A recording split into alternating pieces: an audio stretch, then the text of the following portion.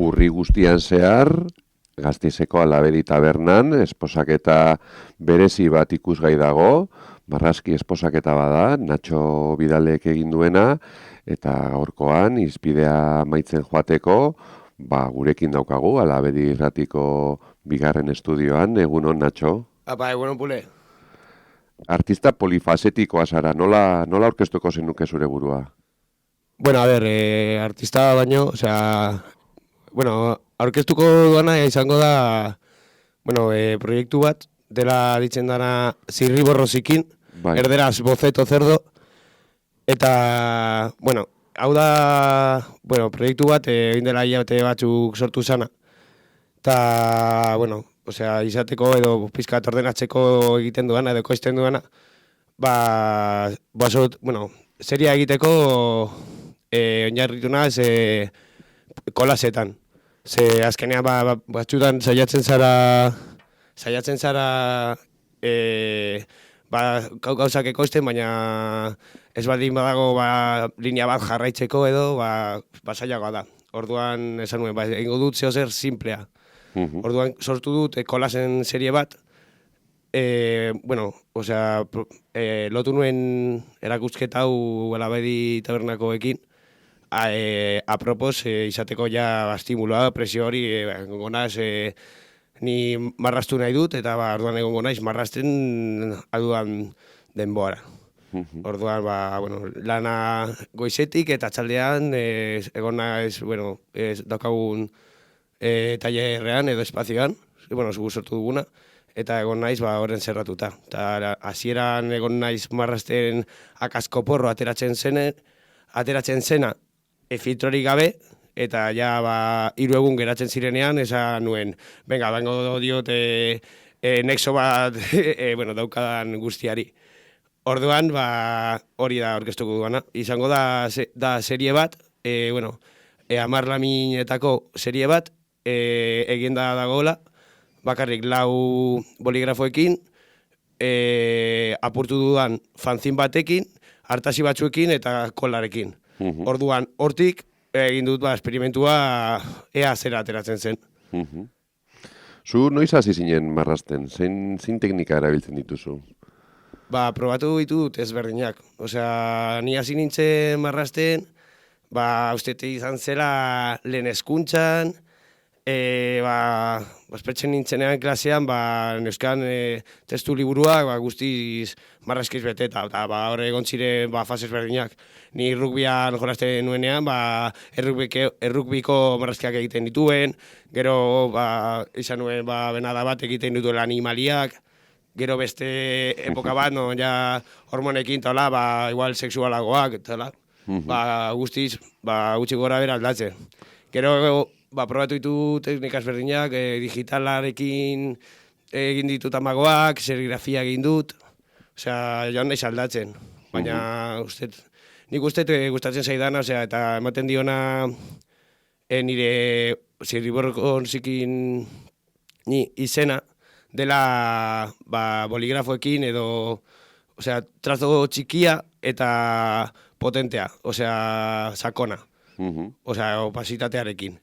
Orduan, hortik egiten dut marrazki bat, non formatu akademikoetan beti irakasleak esan dit hori dela mierda bat, dela trazo txukuna, egin behar dela asko txukunago, eta, ni buru gogorra izan naiz horrekin, eta nire trazoarekin, eta gainera arrotasunekin izena ematen dio nire marrazkiari. Trazo zikina, cerdo. Baina hortik, gauza, uste lortu ja duela izatea estilo propio bat, eta posik nago, eta arronago horretaz. Alabedi tabernan urri guztian zehar erakusgai dagoen esposaketa hau, zure lehenengo erakusketa da? Posik geratu zara emaitzarekin? Bai, oso posik, erakusketearen objektua marraztea zen, eta egon naiz 3 astetan zehar, horretara motibatuta, disfrutatzen, presiorik gabe, nik nahi duelako egin, eta emaitzarekin, emaitza ez da importantea. Importantea da prozesua, eta egon naiz marrazten, jarraitzen dut marrazten, gainera nahi gabe deskubritu nuen, dela 2 inaugurazio egin nuenean, egon zela pintxada bat, osea, ni neukan 10 lamina eta lamina horiek 3 formetan dauz. Bat dela kolas originala, bat kolas horren fotokopia eta gero pegata txikiak. Eta zer gertatu zen, egin nahi nuela inaugurazioa eta justo egun horretan lagun batek pintzatzen zuela, DH hori, DH hori txuten baduzu, puto amo, eta hori, esatu zitzaidana zen, joan nintzala, lokutorio batera, sartu nuela pintxoa, eta biru bat zegoen, ordenagailu horretan. Orduan galdu nituen, dokumentu guztiak eskanatuta. Orduan, neukan pegatinak egiteko paperra, baina ez neukan dokumentuak. Eta ja, erandu zen, bitxada hasi behar zen, eta esan nuen, venga, ingo dut, zuzenean, pegatinak.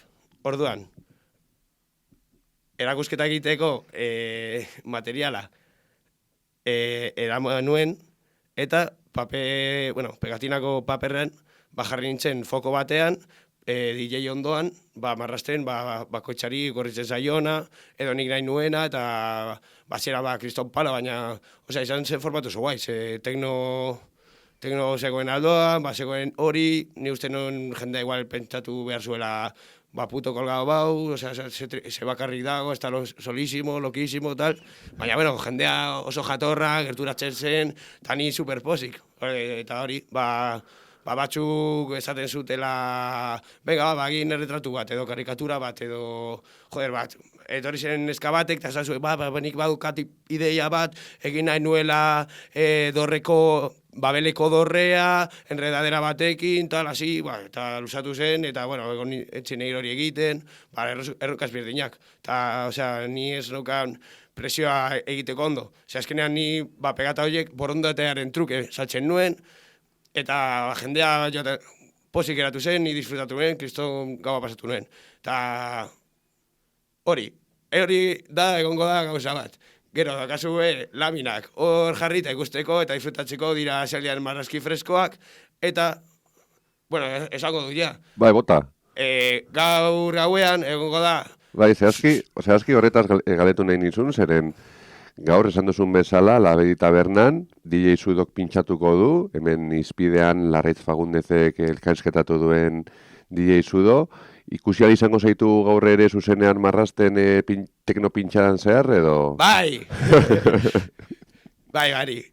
Ongo dala, ustete pintxadazten dela 12 arditan, eta hori, ni jarriko naiz pizkat lehenago, eta hori asmoa da errepikatzea format hori. Nahi gabe deskubritu nuena, baina, bueno, hori naiz ni, baldin baduzue zalantzaren bat, edo kuriositatearen bat, galdetu lasai, edo bestela bakarri etorri bote bat hartzera, giro aparta gongo dela, eta nahi baldin baduzue pegataren bat, etorri nire gana, eta esan, venga, zirri borrosiki, nahi egiten duzun zeo zertan, edo nahi duzuena.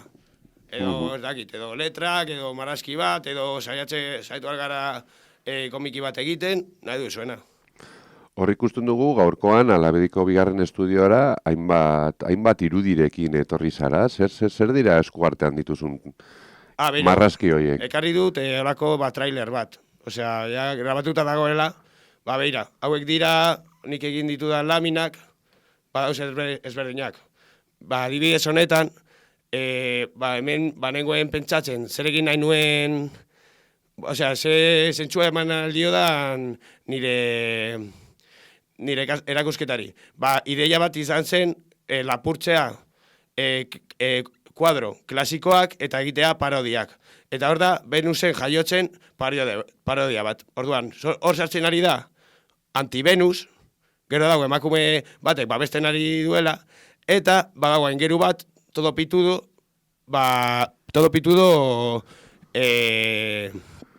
hori, anti-Venus lapurtu nahi duela.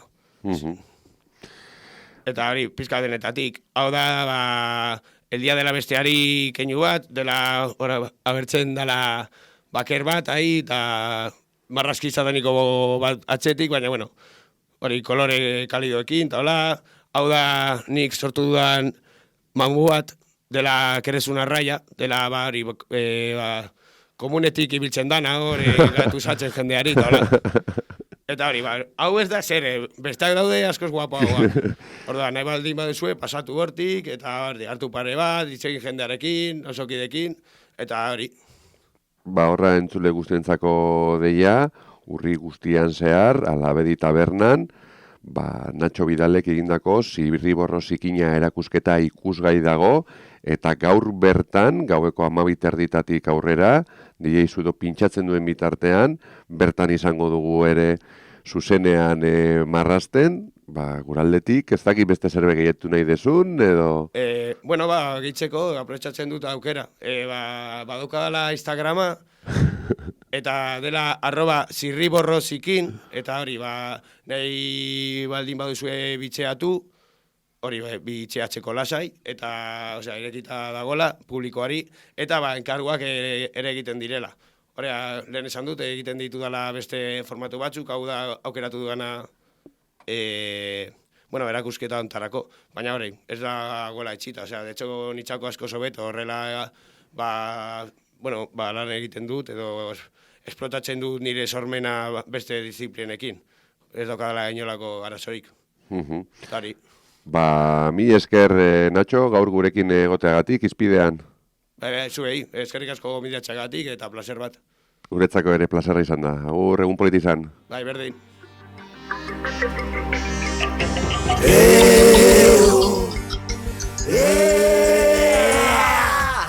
Cae la noche, es la hora, el Z tiene vía libre, arranca, sirenas suenan, mandilo calmando, manada armada avanza, corrupta.